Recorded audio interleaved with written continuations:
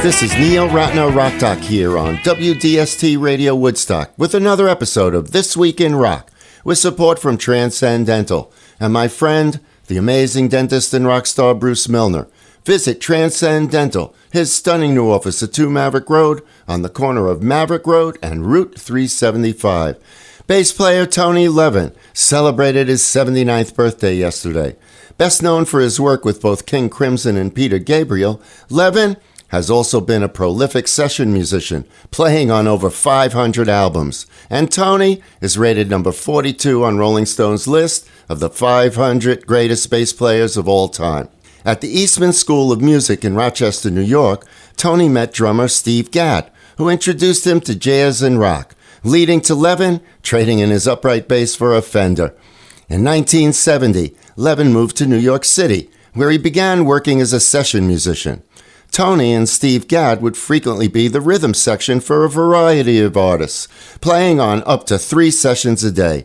And as Levin relates, it was all about reading charts and not about the music. And the guys you'd see would all be at another one at 2 o'clock and 7 o'clock, and you didn't pay much attention to the music you were playing. I mean, you played it as well as you could, and the producers or arrangers or both didn't really care what bass player came. They weren't hiring me because of a sound I had or a style I had. There was a chart, and all the guys knew, okay, don't play the chart, play what he wanted. And so you were doing records like Four Seasons records or Ferranti and Teicher. I remember playing a couple one for them.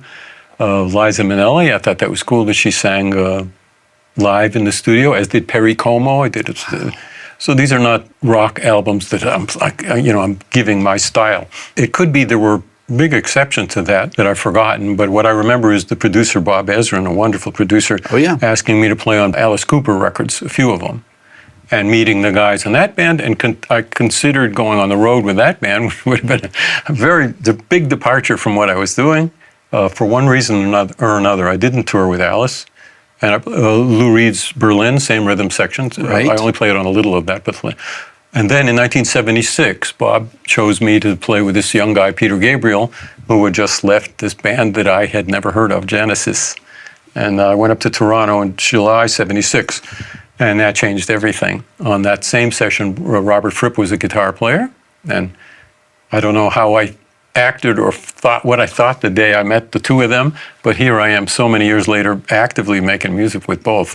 How special is that? In his years with Peter Gabriel, Levin developed 2 unique aspects of his playing: further advancement on the Chapman Stick, which he would later utilize heavily in King Crimson, and the development of funk fingers, short drumsticks used to strike the bass strings. Tony has a long history of living in this area. He relocated to Woodstock in 1978 to become a member of the band Les Images, which featured his longtime associate Steve Gadd alongside Mike Minieri and Warren Bernhardt. The band only lasted a year, although it would reunite much later in Levin's career, and Tony still lives in the Kingston area. Levin's latest solo album, Bringing It Down to the Bass, released in 2024, features guest appearances with many former bandmates and collaborators, and Tony continues to tour with multiple groups. Okay, let's listen. With Tony Levin on bass, Peter Gabriel and Steam.